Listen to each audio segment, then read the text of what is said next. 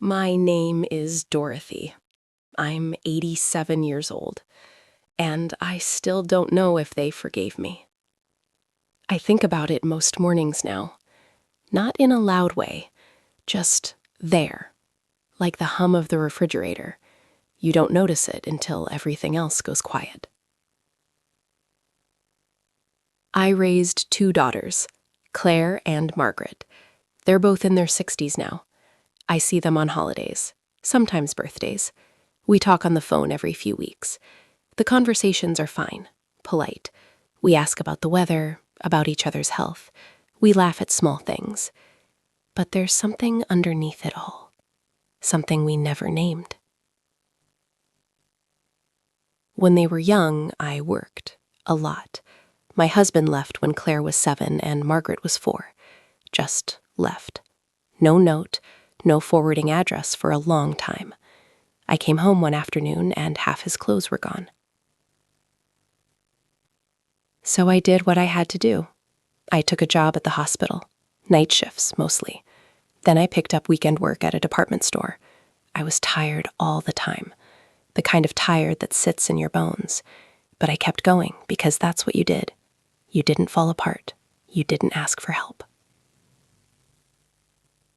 The girls stayed with my mother during the week. I'd see them on my days off, sometimes just for a few hours before I had to go back. I told myself I was doing it for them, and I was, but I also wasn't there. I remember Margaret's 8th birthday. I had promised her I'd be home. She wanted to bake a cake together. She'd been talking about it for weeks. Chocolate with vanilla frosting.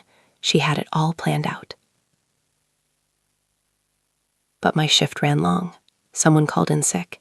They needed me to stay. I said yes. I always said yes. By the time I got to my mother's house, it was almost 10 at night.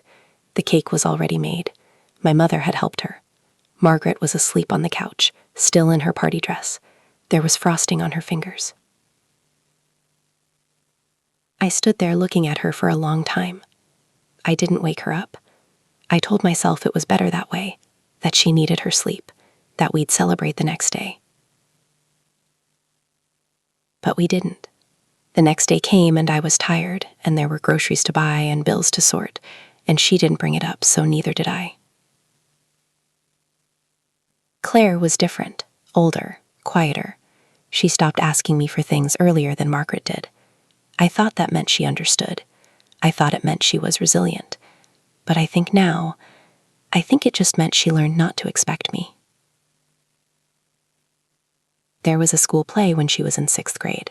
She had a small part, 3 lines maybe, but she was so proud. She gave me the date on a little flyer she decorated herself. She'd drawn stars around my name at the bottom where it said "Parents Invited."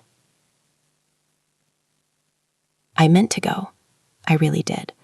But that afternoon, something came up at work. I can't even remember what it was now. Isn't that strange? I remember her flyer. I remember the stars, but I don't remember what kept me away. She never mentioned it. Not that night, not the next day. She just stopped bringing things home. I told myself they were fine. I told myself children are resilient, that they'd understand when they were older, that one day they'd see how hard I worked, how much I sacrificed. And maybe they do see that now. But I don't think that's the same as understanding. Or forgiving. Script, Part 2. Margaret got married when she was 26. It was a small wedding, just family and a few close friends. I helped with the planning. I paid for her dress.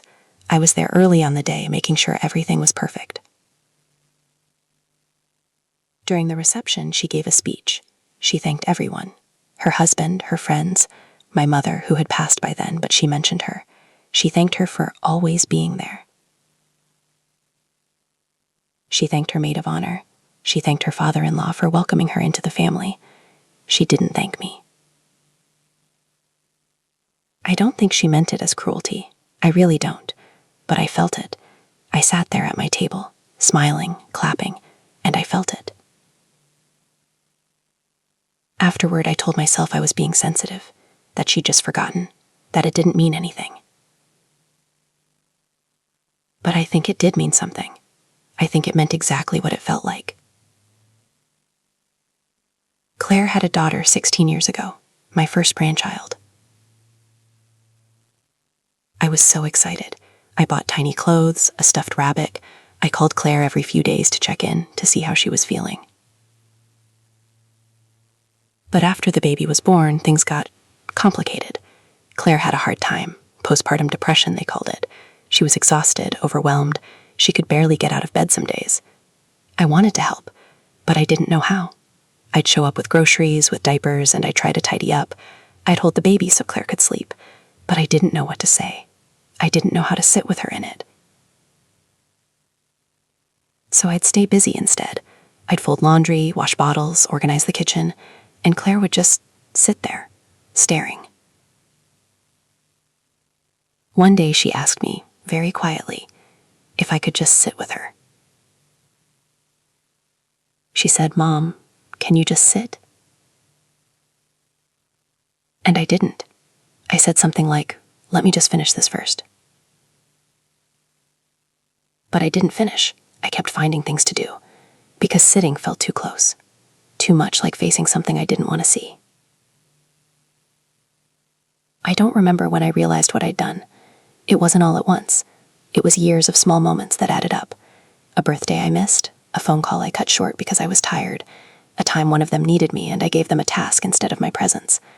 I thought love was in the doing, the working, the providing, the fixing, but I think maybe they just wanted me to stay. A few years ago, I tried to talk to Margaret about it. We were sitting in her kitchen, she'd made tea. We were talking about nothing in particular. And I said, very carefully, "I'm sorry I wasn't around more when you were young." She looked at me for a moment. Then she said, "It's okay, Mom, you did your best." And that was it. We moved on. But I don't think it was okay. I think she was just being kind. I think she's been being kind for a very long time.